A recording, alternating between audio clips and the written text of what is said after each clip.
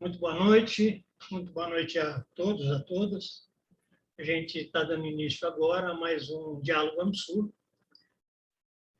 Os diálogos AMSUR ocorrem costumeiramente todas as segundas-feiras, às 20 horas, e nós temos abordado fundamentalmente temas que possam ser considerados como estruturantes da conjuntura pela qual o Brasil passa, conjuntura política e geopolítica, com incidência sobre o Brasil. Temos variado, temos navegado por vários temas, né?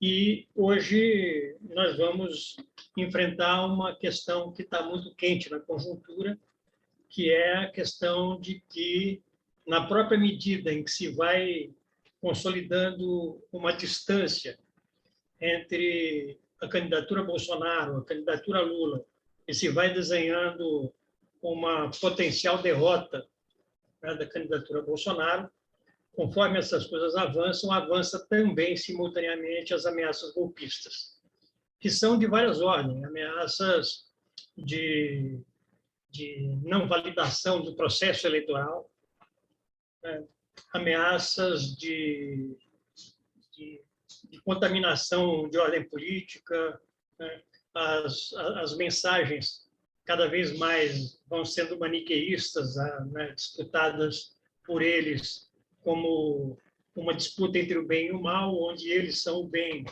porque são cristãos, porque são defensores da família. O campo mais da esquerda é o mal porque é anticristão, porque é comunista, etc. Então, nós temos um processo eleitoral que corre o risco de não ser um processo tranquilo, e um processo que vai demandar, portanto, muita observação, muita busca de mecanismos de defesa da democracia e do processo eleitoral em si. Então, nós vamos contar hoje com a participação de duas pessoas que dialogam bastante sobre esses temas. Por um lado, a Tânia Maria de Oliveira, advogada e membra da coordenação executiva da Associação Brasileira de Juristas pela Democracia, e também o André Barrocal, que é repórter especial da revista Carta Capital em Brasília. Ele exerce algumas outras atividades também em outras publicações, mas ele vem trabalhando bastante em cima dos temas políticos da conjuntura mais imediata, de riscos que estão ocorrendo. Eu, costumeiramente, passo a palavra para a abertura dos trabalhos para o Vicente Trevas, que é o presidente do Instituto AMSUR, mas hoje o Vicente está impossibilitado por um problema de agenda que ainda não terminou.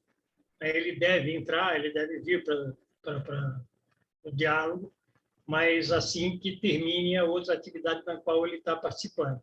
Tá?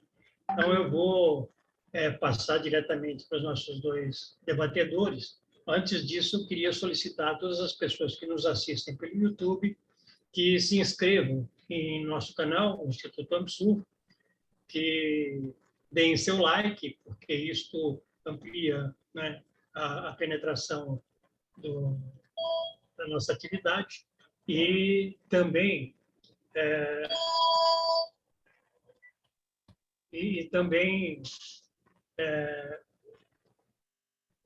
cliquem no sininho, né, para, se quiserem ser mais informados sobre os próximos trabalhos que eu faço. Então, sem demorar mais, eu vou passar inicialmente, então, para o André Barrocal. André, com você. Muito obrigado, Antônio Carlos. Boa noite a você, boa noite a Tânia também, boa noite a todos aqui que nos acompanham. Eu entendo que a maior ameaça que existe por trás do não reconhecimento da derrota de Jair Bolsonaro nas urnas é o fantasma militar. porque a existência da dúvida, nós hoje não podemos afirmar que haverá ou não haverá um golpe de Bolsonaro, mas a existência dessa dúvida, ela por si mesma já não é nada saudável, pelo contrário, é muito preocupante. E essa preocupação, ela é maior em razão justamente da participação de militares na teoria conspiratória do presidente da República quanto ao nosso resultado eleitoral, porque não se uma coisa seria enfrentar os 30% de bolsonaristas, me refiro aos 30% que hoje nas pesquisas de intenção de voto demonstram disposição para votar no presidente da República. Enfrentar esses 30% é uma coisa, enfrentar quem tem coturno, farda e armamento é outra coisa. E toda a minha fala aqui, ela está estruturada em cima da premissa de que o Brasil tem hoje um partido militar. Eu me convenci disso, me convenci da existência desse partido militar depois de ler e entrevistar um coronel da reserva, é o coronel Marcelo Pimentel Jorge de Souza. Ele publicou um ensaio em um livro lançado no ano passado. Esse ensaio tratava justamente da ideia de um partido militar. O livro a que eu me refiro aqui se chama Os Militares e a Crise Brasileira, organizado pelo professor, pelo acadêmico João Roberto Martins Filho, ele que foi presidente da Associação Brasileira de Estudos de Defesa. Mas nesse ensaio, o coronel Marcelo, ele defende então a existência, o livro em questão é esse mesmo, Antônio Carlos. O coronel Marcelo defende a ideia de que temos um partido militar, não é uma criação dele esse conceito, ele toma emprestado já de outros estudiosos, mas ele faz essa elaboração do partido militar mais ou menos a partir de uns 6, 7 anos para cá, mas muito mais depois do governo Bolsonaro. E ele diz, primeiro, que temos um partido militar porque esse agrupamento de militares que se infiltrou na vida nacional é um agrupamento que tem direção, é um agrupamento que tem agenda, tem projeto, é um agrupamento que tem ideologia, tem também uma base militante, uma base eleitoral, que seriam os próprios, por exemplo, familiares e agregados desses militares. E eu reconstituo esse partido militar a partir de novembro de 2014. Houve um fato muito importante em novembro de 2014, talvez nós não tenhamos observado como deveríamos na época, mas que hoje se mostra muito útil para avaliarmos tudo o que tem acontecido no Brasil nos últimos 5, 6, 7 anos, basicamente desde a deposição de Dilma Rousseff. Mas em novembro de 2014, o então deputado Jair Bolsonaro foi à AMAN, a Academia Militar das Agulhas Negras, a escola de formação de oficiais brasileiros. Bolsonaro era uma figura maldita na AMAN, não só na AMAN, vamos lembrar que nos anos 1980 ele deixou as Forças Armadas um pouco pela porta dos fundos, por ter publicamente defendido aumento do salário, que é uma quebra na hierarquia e na disciplina militar, e depois também em razão da descoberta de que ele teria planos de explodir bombas pelo Rio de Janeiro, na luta então por melhores salários. Ele, naquele momento, foi alvo de uma comissão de sindicância, não sei se o nome é sindicância, mas uma comissão na repartição do Exército em que ele estava lotado, e ele foi punido, mas consegue, no Superior Tribunal Militar, ser absolvido por 8 votos a 4, isso em 1988, mas imediatamente após a absolvição, ele se desliga, vai para a reserva no Exército para concorrer a vereador pelo Rio de Janeiro. Ele era então um tenente, foi só na passagem para a reserva que ele se tornou um capitão. Todos os militares que vão para a reserva sobem um posto na hierarquia. Mas nessa ida à AMAN, em novembro de 2014, Jair Bolsonaro, então deputado, disse claramente: vou fazer de tudo para levar o país para a direita. E isso está registrado em um vídeo no YouTube. Quem quiser assistir o que eu acabo de dizer vai encontrar esse vídeo no YouTube. Jair Bolsonaro foi muito aplaudido naquele momento, e desde então construiu a sua candidatura a presidente da República, candidatura que se sacramentaria em 2018. Mas qual era o contexto daquela presença de Bolsonaro na AMAN no final de 2014? Dilma Rousseff, um mês antes, tinha acabado de se reeleger, numa disputa muito difícil, renhida contra Aécio Neves, ganhou por uma margem pequena de votos. E, além disso, tínhamos visto também a iminente conclusão dos trabalhos da Comissão Nacional da Verdade. Comissão Nacional da Verdade, que apresentou seu relatório final em dezembro de 2014, algumas semanas após apenas de Bolsonaro ter ido até a AMAN.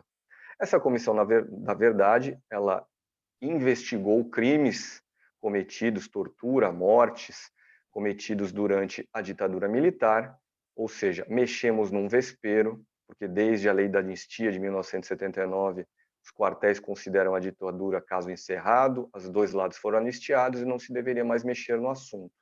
Inclusive, essa ideia de que a lei de anistia botou um ponto final na história da nossa ditadura foi endossada pelo Supremo Tribunal Federal, quando o Supremo, aí já nos governos do PT, foi chamado a se manifestar sobre o assunto. Mas a Comissão Nacional da Verdade, os seus trabalhos, causaram extrema insatisfação entre as Forças Armadas. O general que na época comandava o Exército Brasileiro, Eduardo Vilas Boas, ele disse num documentário recente, um documentário que estava sendo gravado, eu não estou bem certo se ele já foi lançado ou não, mas ele disse que a CNV, a Comissão da Verdade, foi uma facada nas costas dos militares, porque eles, como eu disse há pouco, entendiam que a lei de anistia havia encerrado a questão. No início de 2016, salto no tempo aqui, coisa de 1 ano e 3, 4 meses, nós tivemos uma reunião do alto comando do Exército, que eu considero que era, naquele momento, o comitê central do Partido Militar. Era fevereiro de 2016, o Exército tinha pesquisas que indicavam boa imagem, imagem positiva das Forças Armadas, e o Exército entendia naquele momento, palavras ditas por Vilas Boas após aquela reunião, que quanto maior a confiança popular, maiores as responsabilidades das Forças Armadas. Aquele alto comando do Exército, um total de 17 generais 4 estrelas, o último degrau dentro da patente máxima, que é do generalato, todos os 17 membros daquele alto comando do Exército entraram para a vida pública. Todos. E não foi só no governo Jair Bolsonaro.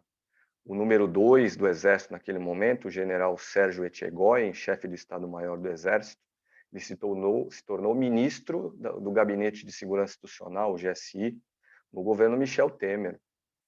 Nós vimos o general Teófilo, Guilherme Teófilo, disputar a eleição de 2018, ao disputar o governo do Ceará na eleição de 2018 pelo PSDB. E uma vez empossado o governo Jair Bolsonaro e Sérgio Moro ter sido nomeado ministro da Justiça, o general Teófilo se tornou o secretário nacional de Segurança Pública. Nós temos o general Manuel Luiz Pafiadachi, que até o início agora de junho era secretário de Saúde aqui no Distrito Federal. E nós temos agora, não eram membros do agência e infiltração do Partido Militar. O secretário de Segurança Pública do governo do Estado de São Paulo é um general do Exército. O secretário de Segurança Pública do Estado do Amazonas é outro general do Exército. Mas o fato é que na passagem do governo Dilma para o governo Temer, nós tivemos então o início dessa infiltração dos militares na vida nacional. E um fato simbólico muito importante do governo Temer, a respeito dessa militarização, foi a reconquista do Ministério da Defesa pelos quartéis. O Ministério da Defesa havia sido criado em 1999, segundo o mandato de Fernando Henrique Cardoso, para que o controle das Forças Armadas estivesse sob mãos civis. E foi com civis à frente que o Ministério da Defesa viveu até fevereiro de 2018. Fevereiro de 2018, Raul Jungmann, então ministro da Defesa, ele se tornou ministro da Segurança Pública e o ministro da Defesa para ministro da Defesa, foi nomeado o general Joaquim Silva e Luna, que era então chefe do Estado-Maior do Exército. Joaquim Silva e Luna, que até 2 meses atrás, foi presidente da Petrobras, agora no governo Bolsonaro. Ocupou esse cargo por 1 ano, antes tinha sido também presidente de Itaipu. Mas então, nós temos, a partir de Michel Temer, uma progressiva remilitarização do Ministério da Defesa e também o avanço dessa infiltração dos militares cada vez mais na vida brasileira. Na eleição de 2018, para suceder Michel Temer, o comandante do Exército, que ainda era o general Eduardo Vilas Boas, fez uma sabatina com todos os então candidatos, ou praticamente todos então candidatos a presidente. Algo que certamente é inédito na história brasileira desde o fim da ditadura, nos anos 1980.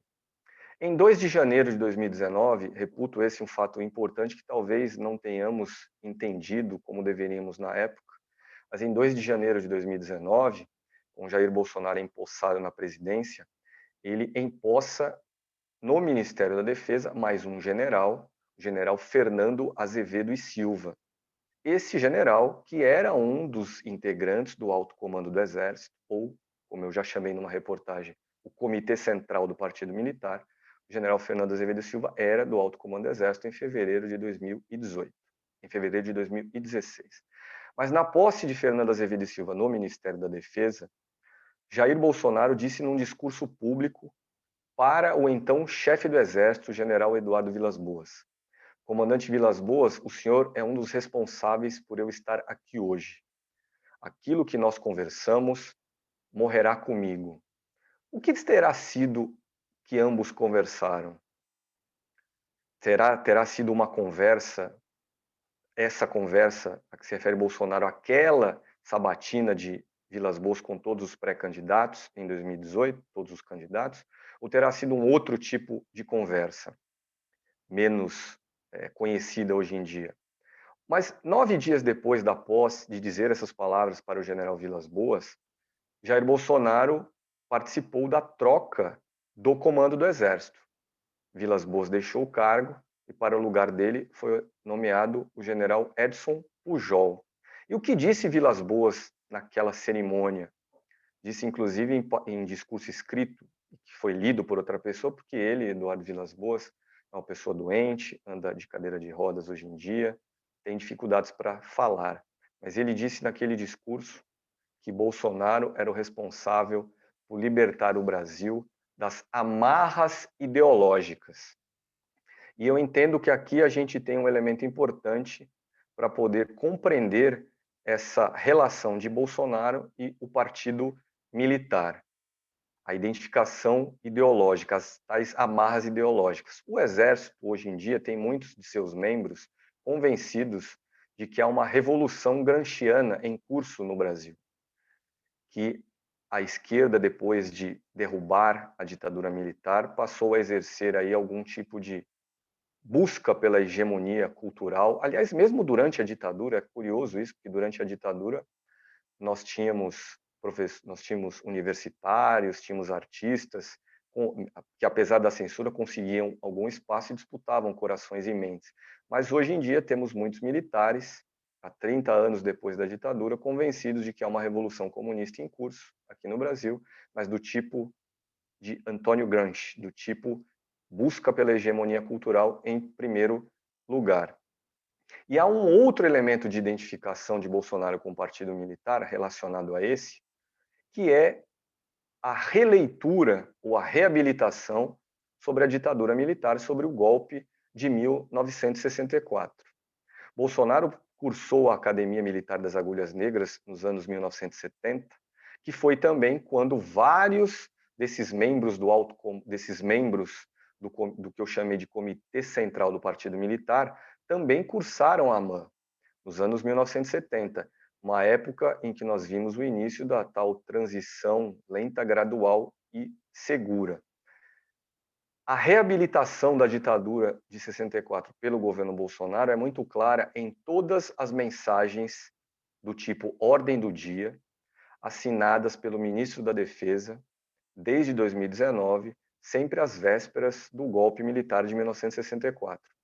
Essa mensagem foi assinada em 2019 e 2020 pelo general Fernando Azevedo e Silva, ministro da Defesa então, e em 2021 e 2022 foi assinada pelo general Walter Braga Neto, que veio a substituir Fernando Azevedo e Silva no Ministério da Defesa, uma troca, aliás, até hoje não muito bem compreendida, mas que um livro recentemente lançado por um jornalista, colega aqui de Brasília, jornalista se chama Guilherme Amado, ganhou uma luz, ganhou uma hipótese.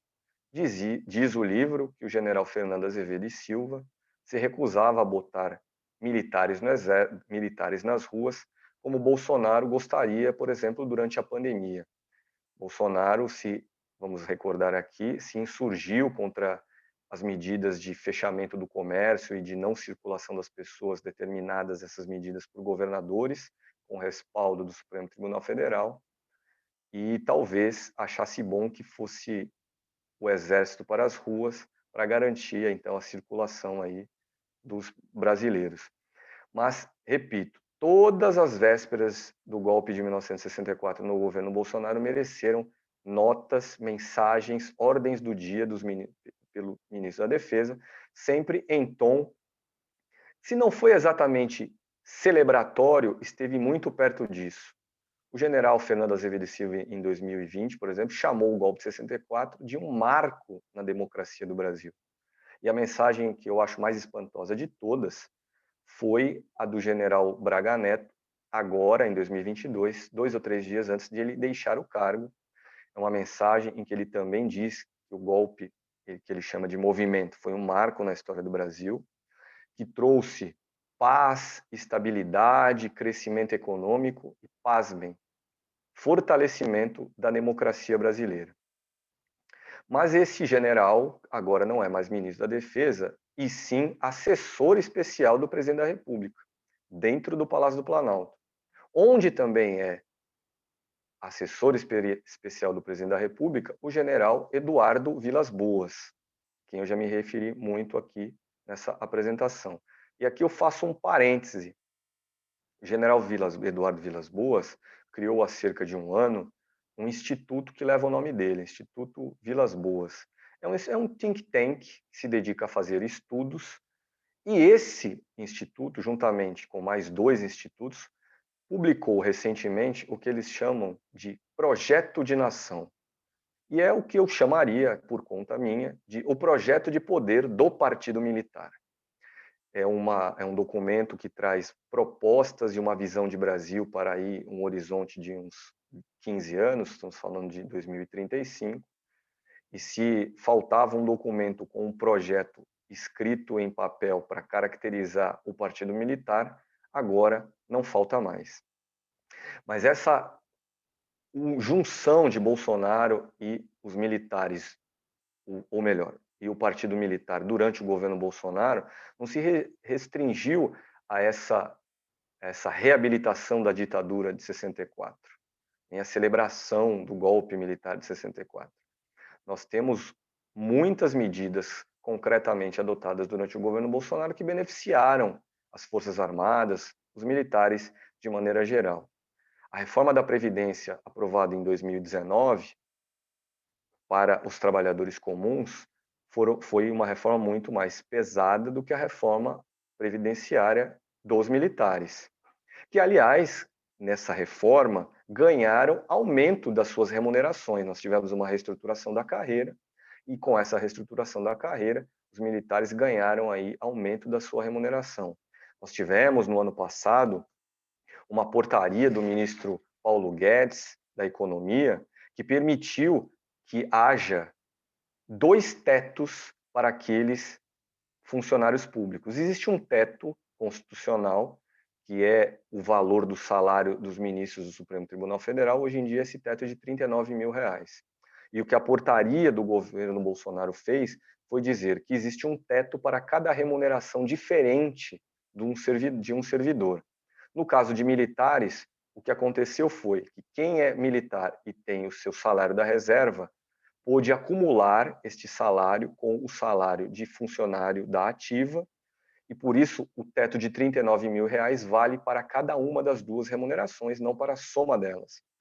É isso que está na origem de contra-cheques gordos, poupudos, talvez aí na casa de 60, 70, 80 mil reais, de alguns generais ministros. E nós temos, vamos lembrar também, cerca de 7 mil militares em cargos federais, esses são números do Tribunal de Contas da União. Então, essa é a realidade do governo Bolsonaro em sua aliança, em sua união carnal com o Partido Militar. E onde começam, e aqui eu já vou me aproximar para o final da minha fala, e onde estão os fatos recentes que apontam para uma união de Bolsonaro e o Partido Militar contra as eleições no Brasil ou para criar o fantasma do golpe no Brasil. Em setembro do ano passado, o Tribunal Superior Eleitoral criou uma comissão para tentar mostrar ao Brasil que o sistema eleitoral e as urnas eletrônicas são confiáveis. E para fazer parte dessa comissão, o tribunal convidou um membro das Forças Armadas. Na época, o convite foi direcionado ao ministro da Defesa, que era Walter Braga Neto, e coube a ele indicar o representante das Forças Armadas na comissão. E Braga Neto indicou o chefe de defesa cibernética do Exército, o general Heber Garcia Portela.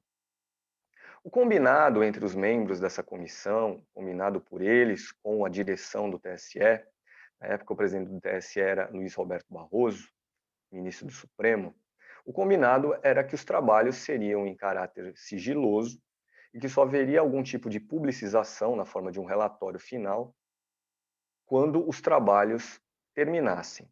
Com o convite aos militares, o TSE, obviamente, tentou conseguir uma espécie de dou-fé dos quartéis para a confiabilidade e a segurança do nosso sistema. Só que o desempenho do general Heber Garcia Portela nessa comissão e alguns fatos relacionados à conduta do presidente Bolsonaro indicam que o o Exército fez foi se valer desse convite do Tribunal Superior Eleitoral para um exercício de inteligência a favor do governo. O Exército não estava lá para trabalhar pelas urnas, mas pelo golpismo de Jair Bolsonaro. Em dezembro, 3 meses depois de criar essa comissão, o general Heber Garcia Portela mandou ao TSE uma série de perguntas. Estávamos perto, já no início do recesso do Judiciário, e o TSE só foi se debruçar sobre esse questionário para respondê-lo na volta do ano judiciário em fevereiro de 2022. Em fevereiro de 2022, Jair Bolsonaro, durante uma de suas lives na internet, falou da existência desse questionário, falou da demora do TSE para respondê-lo e insinuou que a ausência de respostas era uma consequência de dezenas de vulnerabilidades apontadas pelos militares nas urnas eletrônicas. Essa manifestação do presidente gerou, então, uma reação do TSE na forma de divulgação das respostas dadas ao tribunal, dadas ao Exército, a essas perguntas feitas pelo Exército, mas o fato é que dali em diante vimos aumentarem muito os atritos entre o tribunal e os militares por conta dessa disputa. As Forças Armadas querem ajudar Bolsonaro a bagunçar a confiança no sistema eleitoral brasileiro. Nós vimos uma informação recente. Em março desse ano, o general Garcia Portela, repito, chefe da Defesa Cibernética do Exército, firmou um contrato com uma empresa israelense de segurança para algum tipo de cooperação. Essa empresa se chama Cysource. E o tribunal aliás, e uma curiosidade aqui, eu disse que o Comitê Central do Partido Militar tem vários de seus integrantes até hoje na vida pública. O embaixador do Brasil em Israel é um desses generais lá de 2016, o general Gerson Menandro de Freitas. Mas o general Portela firmou um contrato com uma empresa israelense e o Tribunal de Contas da União decidiu investigar esse acordo por ter a seguinte dúvida: será que esse acordo servirá para que, no futuro, hackers israelenses entrem no sistema eleitoral brasileiro apenas para provar que ele é suscetível a ataques hackers e, com isso, contribuir para a alegação do presidente da República de que as urnas não são confiáveis, para contribuir à alegação que desde já Bolsonaro prenuncia que fará lá adiante. Perdi a eleição porque fui roubado. Então, esse eu diria que é o panorama entre Bolsonaro e os militares e o risco que nós corremos de não haver uma aceitação de derrota por parte do presidente da República e da colaboração que essa resistência do presidente, essa colaboração que ele provavelmente teria de muitos dos integrantes das Forças Armadas. E termino aqui lembrando do seguinte episódio.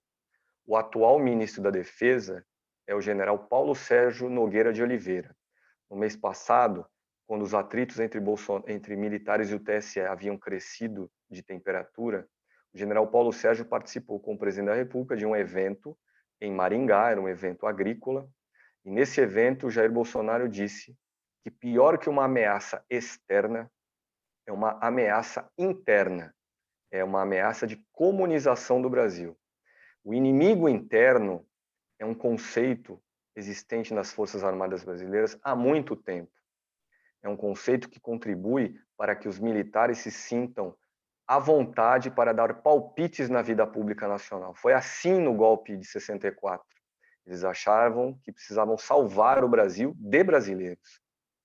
E quando Bolsonaro disse o que disse ao lado do ministro da Defesa, Paulo Sérgio Nogueira de Oliveira.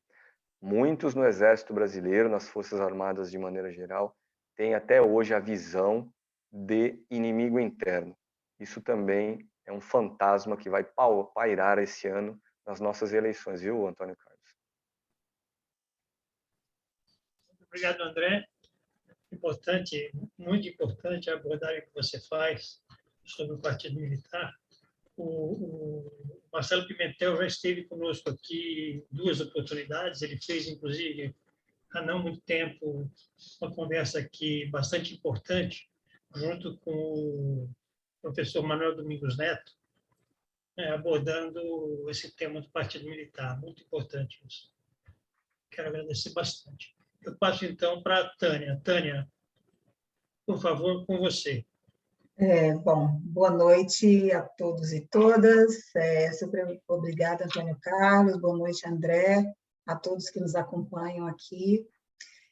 Aquela história de falar depois de uma fala completa é sempre mais fácil, mais difícil. Mais fácil porque você já está completamente contemplada e mais difícil porque não sobra muito o que dizer. Bom, concordando na íntegra com tudo que o André coloca na sua brilhante e eloquente fala inicial, eu acho interessante a gente falar do que foi chegar até aqui sobre essa ameaça militar. A Hannah Arendt tem uma frase que ela diz que toda dor pode ser suportada se sobre ela pudesse ser contada uma história. A grande questão é que a gente não consegue contar a história da ditadura militar sob a ótica da dor que ela provocou. E, assim, eu acho que o Supremo Tribunal Federal perdeu a grande oportunidade quando apreciou a lei de anistia, a constitucionalidade da lei de anistia, porque ele tinha nas mãos aquela possibilidade de desatar mesmo o nó górdio, né, que seria de definir como é que o Poder Judiciário, em tempos de democracia, trata uma lei que foi negociada em um regime de exceção.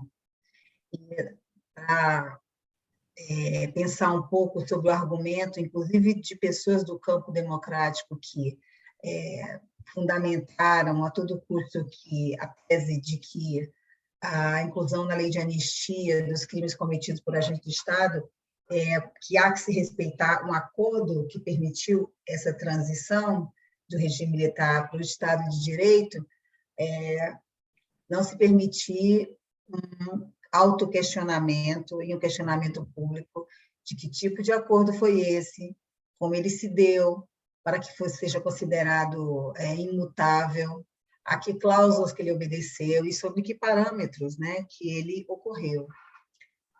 Então, assim, sobre especificamente a lei de anistia, eu não tenho qualquer dúvida que ela foi o preço a pagar pelo silenciamento, na verdade, pelo silenciamento.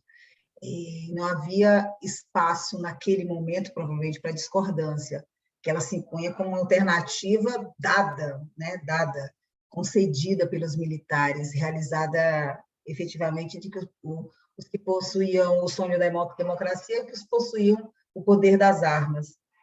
É completamente diferente fazer análise dessa lei em tempos ditos democráticos, né?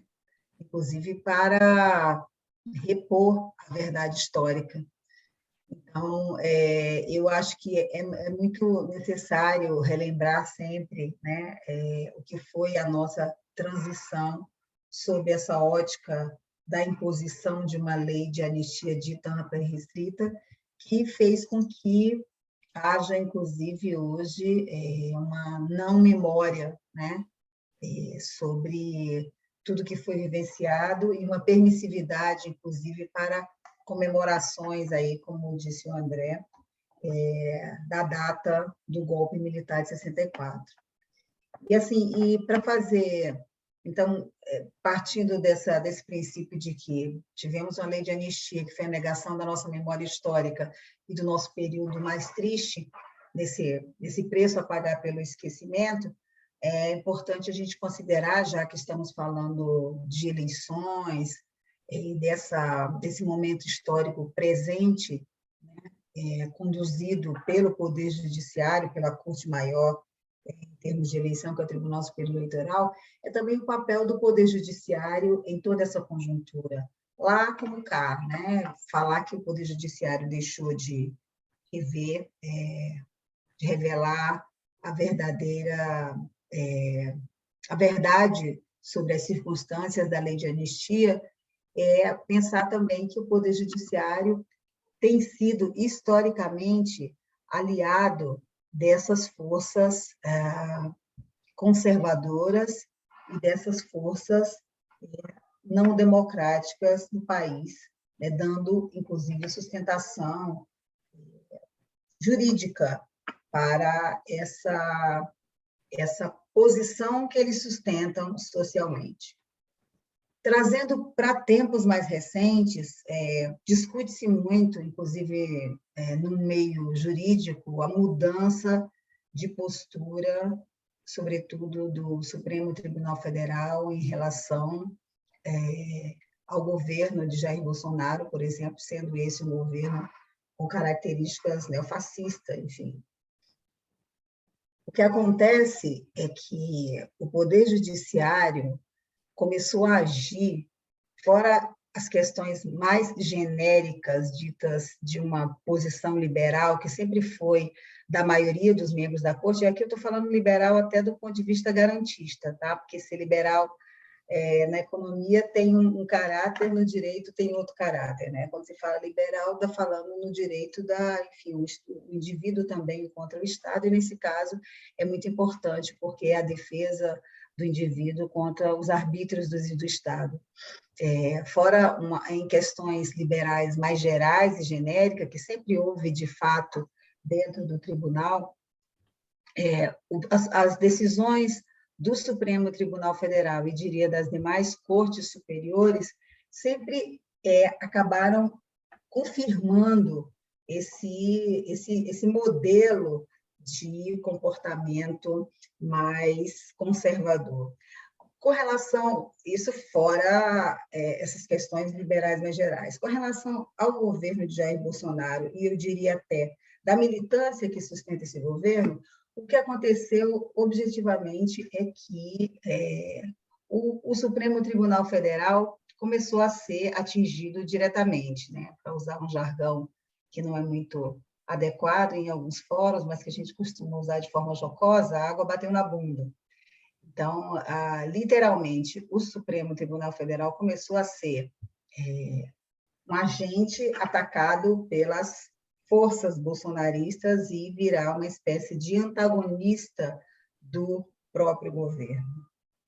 O famoso inquérito das fake news, aí, instaurado pelo Dias Toffoli e conduzido pelo Alexandre de Moraes, não é outra coisa senão isso.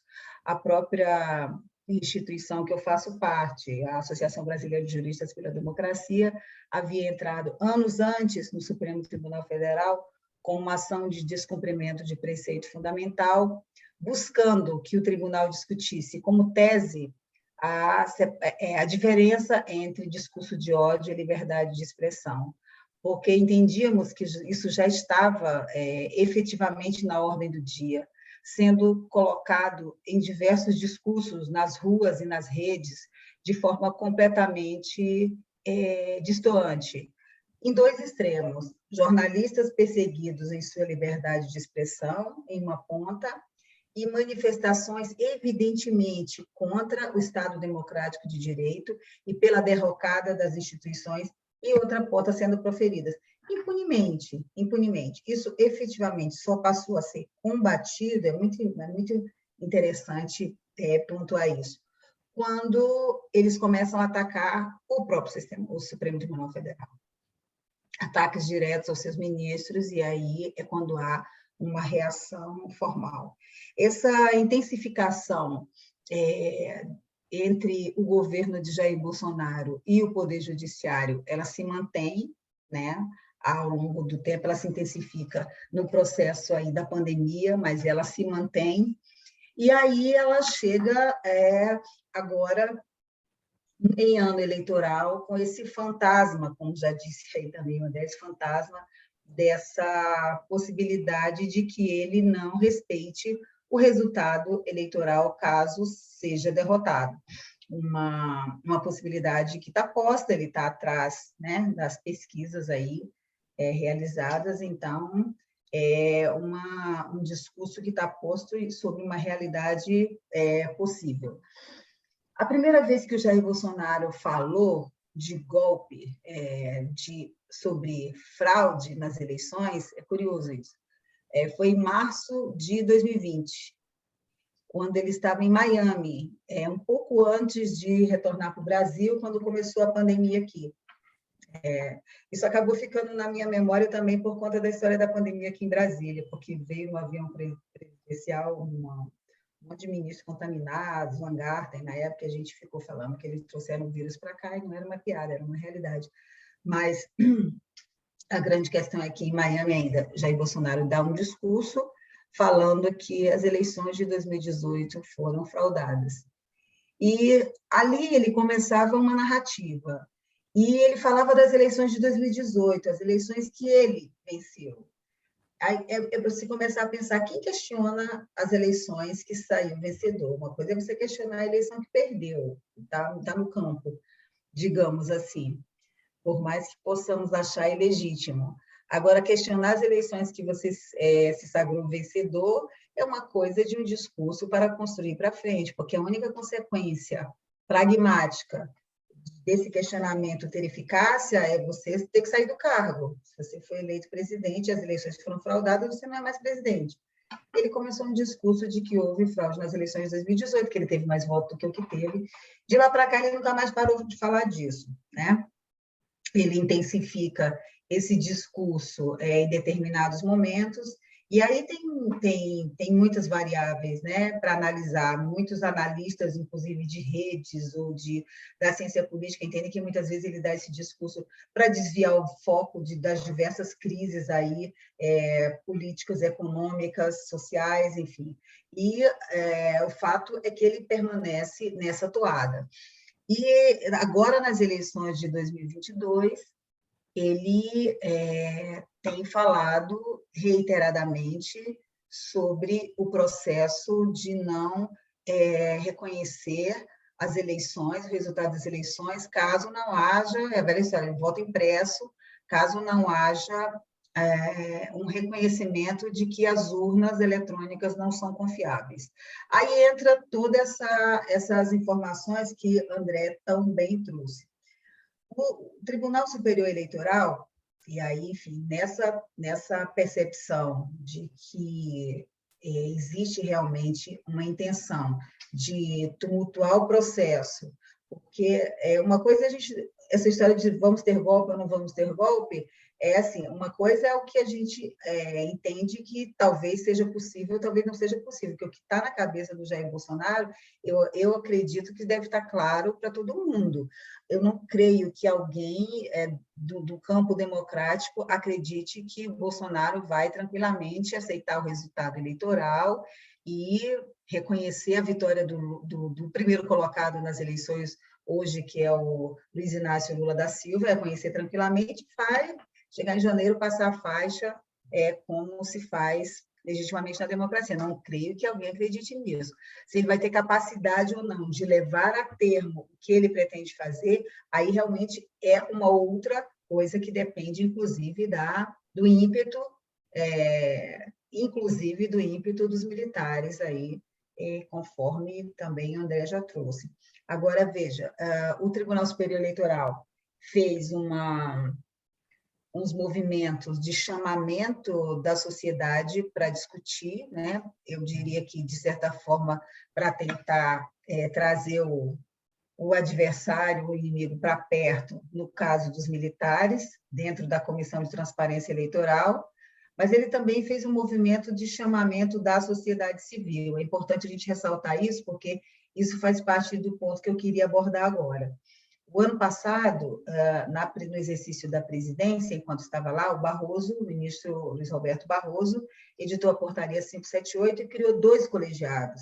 A Comissão de Transparência Eleitoral, onde estão os órgãos de governo e entidades ligadas à academia e algumas dessa natureza, e criou o Observatório da Transparência Eleitoral, o OTE, que é onde estão as entidades da sociedade civil. Então, foram 2 colegiados.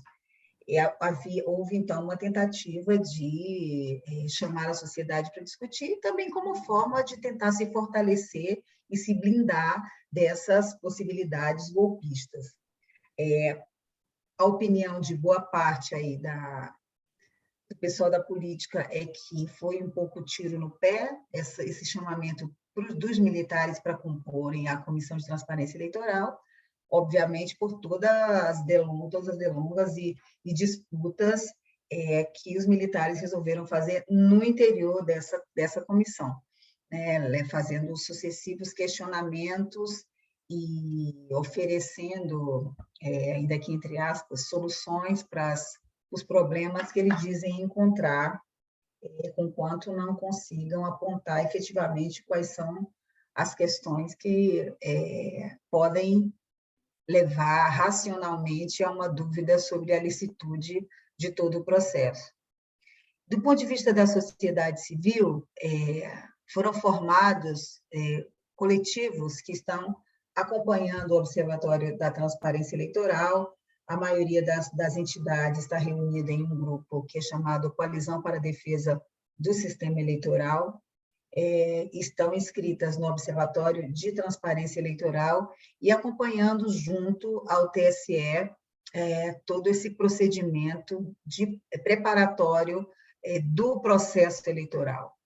Eu acho que é bem significante colocar isso, que a sociedade civil organizada, entidades não apenas do campo jurídico, como é o caso da BJD, da Associação Juízes para a Democracia e tantos que estão lá, mas também os movimentos sociais organizados estão entrando e participando já em maioria da coalizão. Isso é significante para a gente mobilizar, inclusive, a sociedade em torno dessa discussão, que afaste essas alegações de fraude, sobretudo as inúmeras fake news que são propagadas diuturnamente nas redes, enfim, das mais diversas formas, mas, sobretudo, porque é a sociedade civil, creio eu, organizada, que vai garantir uma mobilização que dê o respaldo necessário para que as eleições aconteçam e aconteçam da forma mais transparente e tranquila possível. Eu acredito, assim, acredito que os movimentos que foram deflagrados pelo Tribunal Superior Eleitoral nesse processo de chamamento, eles foram e seguem sendo importantes nesse momento. Para as eleições propriamente ditas, existe um edital, que é o edital número 1 de 2022, em que o tribunal abre as inscrições para entidades para fiscalização, para serem órgãos fiscalizadores das eleições. Isso lá no processo eleitoral em outubro. Que também as entidades do OTE estão se inscrevendo para acompanhar. O que ainda está deficitário, no meu entendimento, como muito importante para as eleições, é o chamamento dos organismos e personalidades internacionais. Isso por quê? Existe, de fato, uma premissa nas relações internacionais que quem convida, né, observadores internacionais para as eleições são os governos, né? Não é o tribunal que toca a eleição que convida os governos. No caso, seria o papel do Itamaraty, que, obviamente, não vai fazer isso. Então, o que está acontecendo é que o Tribunal Superior Eleitoral tem estabelecido contatos bilaterais, por exemplo, o Parlamento, o Parlasul, né? Eles já decidiram que vem acompanhar as eleições, existem organismos já se mexendo para vir acompanhar as eleições. Mas o Tribunal Superior Eleitoral não soltou um edital convocando missões internacionais para acompanhar as eleições, o que é de todo lamentável, porque precisaremos, de fato, no meu entendimento, de muitos observadores internacionais aqui na eleição, também como forma de criar um colchão de anteparo para essa possibilidade golpista que, com certeza, está na cabeça do nosso presidente da República. Eu acho que é isso que eu tinha para contribuir aqui com a nossa discussão. Espero ter conseguido colocar algum ponto para a gente ajudar aí nas nossas reflexões coletivas, gente. Obrigada. Tânia, a gente vai caminhando no fim dos nossos trabalhos de hoje, concordando com a Tânia, com muito mais perguntas do que respostas. Até porque a lógica desse discurso golpista não obrigatoriamente é o golpe, né? Pode, com certeza, uma dessas condicionantes é a desautorização ou a deslegitimação de um futuro governo, qualquer que seja ele, que não o Bolsonaro, ou seja, muita coisa está em jogo. E eu quero agradecer muito, muito mesmo a participação da Tânia, a participação do André. Eu acho que foram levantadas questões importantes aqui, né? Daria pano para a gente fazer mais algumas questões. Eu próprio fiquei, depois, conforme foram aparecendo as respostas, eu próprio fiquei com mais algumas perguntas. Então, eu queria agradecer, deixando no ar esse gostinho de quero mais. Quero agradecer a André, quero agradecer a Tânia, quero agradecer a participação das pessoas aqui na sala e quero já deixar postado que a gente vai novamente voltar a esse tema, não já na próxima segunda-feira, mas vai voltar a esse tema, tendo em vista alguns outros desdobramentos que tendem a acontecer, né, desse tema. Quero terminar, então, desejando a todos e todas uma muito boa noite e agradecer profundamente a participação de vocês nessa nossa atividade.